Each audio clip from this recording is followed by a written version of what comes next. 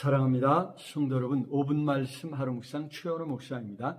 예레미야 46장 25, 26절 말씀 읽어드리겠습니다. 만군의 여호와 이스라엘의 하나님께서 말씀하시니라. 보라, 내가 바로와 애굽과 애굽의 신들과 왕들 및 그를 의지하는 자들을 벌할 것이라. 내가 그들의 생명을 노리는 자의 손, 곧 바벨론의 느부갓네살 왕의 손과 그 종들의 손에 넘기리라. 그럴지라도 그 후에는 그 땅이 이전같이 사람 살 곳이 되리라. 여호와의 말씀이니라. 아멘.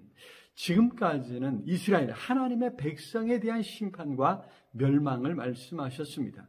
그런데 그렇게 하나님의 백성들이 심판을 당할 때 과연 누가 더 악할까? 아무리 악해도, 아무리 타락해서도 하나님의 백성들보다는 이방인들, 하나님을 모르는 사람들이 더 악하지 않나, 그런 생각을 할 수 있습니다. 그렇습니다. 그래서 하나님께서는 이제 그들 이방 나라들에 대한 심판을 선포하십니다.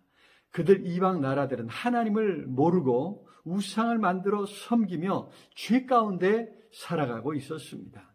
그 가운데 대표적인 나라가 바로 애굽이지요. 애굽은 심지어 왕들을 하나님처럼 신으로 섬기고 있었습니다.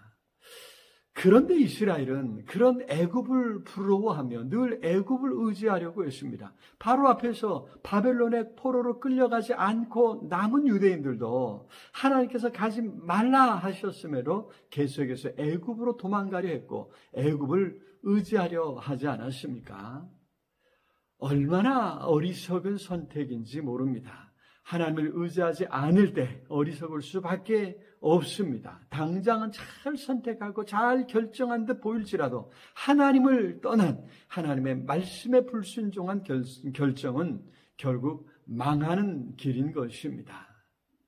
하나님께서는 이스라엘이 이제 더는 애굽을 의지하지 못하도록, 부러워하지 못하도록 만들어 버리실 것입니다. 바로 애굽을 바벨론의 손에 넘기시는 것입니다. 그렇게 애굽을 심판하심으로 애굽도 안전한 피난처가 되지 못한다는 것을 분명히 보여주시는 것입니다. 그런데 이스라엘이 의지했기 때문에 애굽을 심판하시고 망하게 하신다? 뭔가 부당한 것 같지 않습니까? 그래서 그럴까요? 하나님께서는 26절에서 그럴지라도 그 후에는 그 땅이 이전같이 사람 살 곳이 되리라 약속하셨습니다. 그렇습니다. 애굽이 완전히 망하는 것은 아닙니다. 그 명맥을 유지하게 하시며 사람들이 살아갈 정도는 남겨주실 것입니다. 이스라엘이 더는 의지하지 못하도록 하신 것이 아닐까요? 오직 하나님만이 하나님의 백성뿐 아니라 이방 나라들, 열방의 운명까지도 그 손에 쥐고 계신 온 세상의 주권자요 통치자이십니다. 그러니 문제가 있을 때 하나님을 더욱 의지해야 합니다. 하나님 앞에 나아가야 합니다. 하나님께서 반드시 함께 하시고 어떤 환난 가운데서라도 건져내 주실 줄로 믿습니다. 의지하세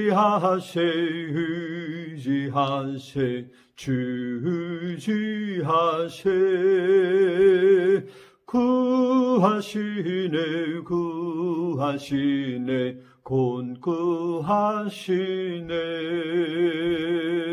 사랑의 주님, 오늘도 온 세상을 주관하시는 능력의 하나님이심을 믿습니다. 하나님을 찾고 하나님을 의지하며 하나님 앞에 시시때때로 나아가겠습니다. 성령으로 함께 하시고 도와주시옵소서, 건져주시옵소서, 복에 복을 더하여 주시옵소서. 예수 그리스도 이름으로 기도드리옵나이다. 아멘. 오늘도 우리 주님 안에서 승리하시길 기도합니다. 사랑합니다.